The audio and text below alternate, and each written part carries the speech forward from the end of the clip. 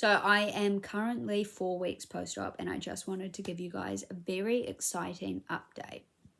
So the last 2 days, I was feeling very tight and very sore in my knee. And, you know, once you kind of go through an injury like this, you really learn to listen to your body.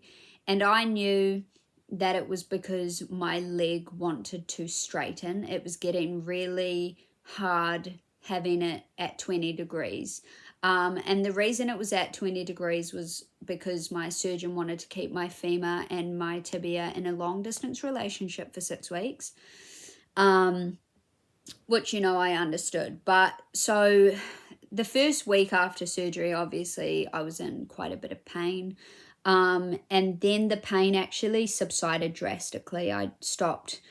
When I got home, I stopped taking tramadol, and I was on a couple of pills, but for pain, I was taking Panadol.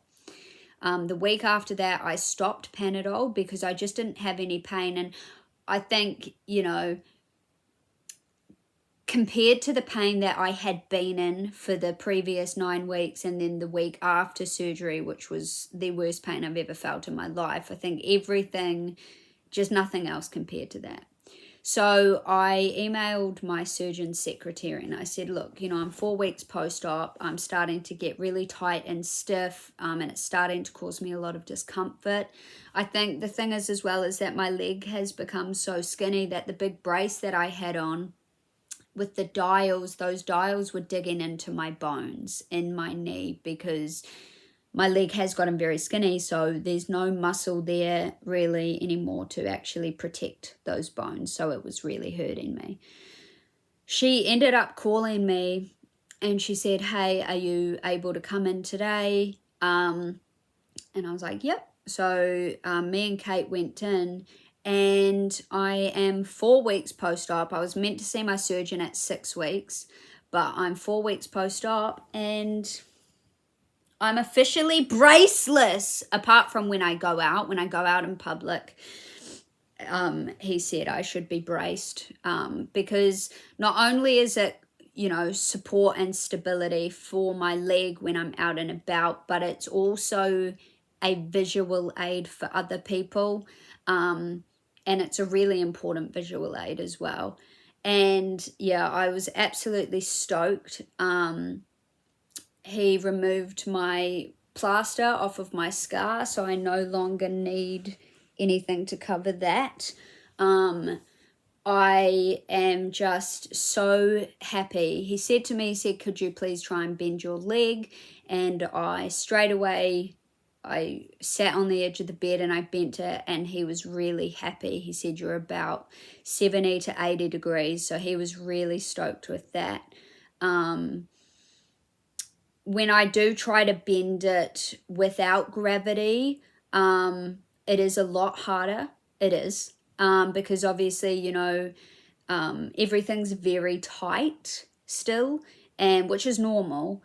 So next week I've got my non-weight bearing PT session, and that's more so just for, you know, they can give me some more exercises to do. And then the week after that, on the 12th of April, I am officially no restriction. So I'm officially allowed to start weight bearing.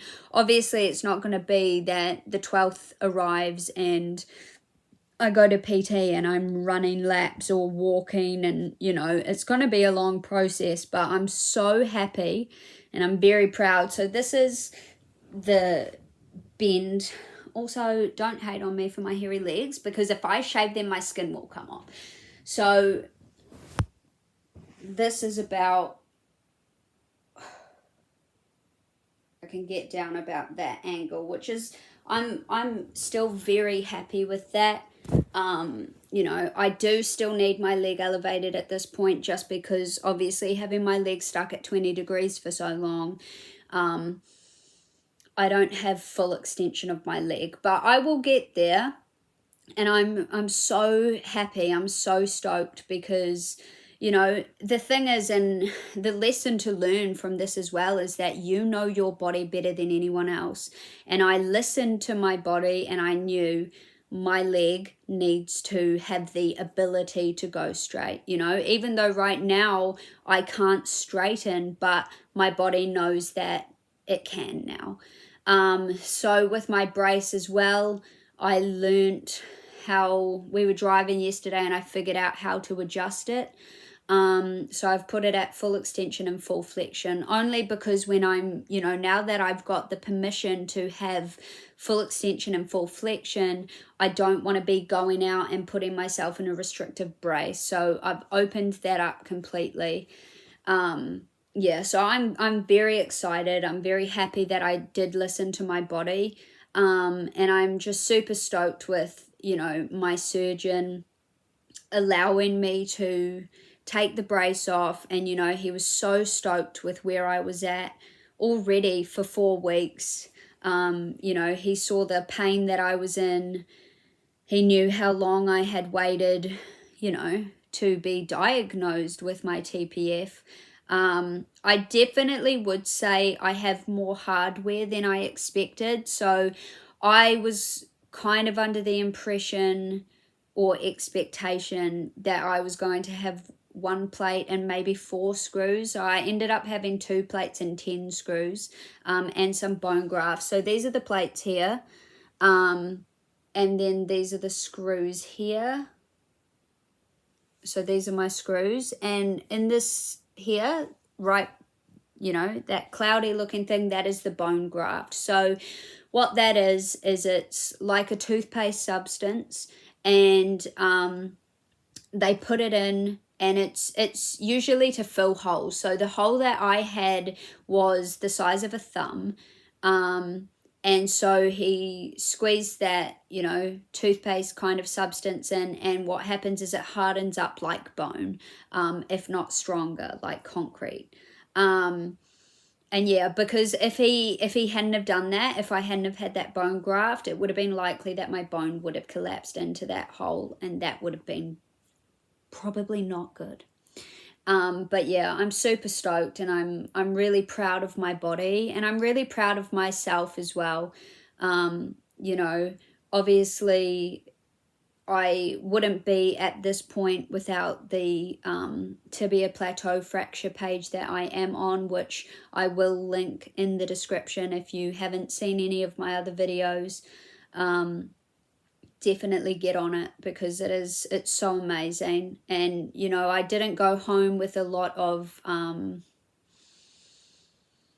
knowledge or understanding.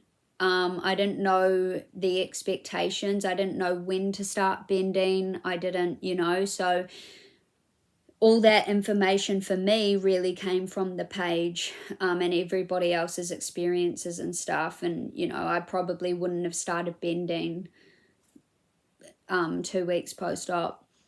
You know, a lot of people do start bending earlier than that, but for me, these staples were very restricting, and physically and mentally, I think, you know, I was very scared I was going to pop one or do damage.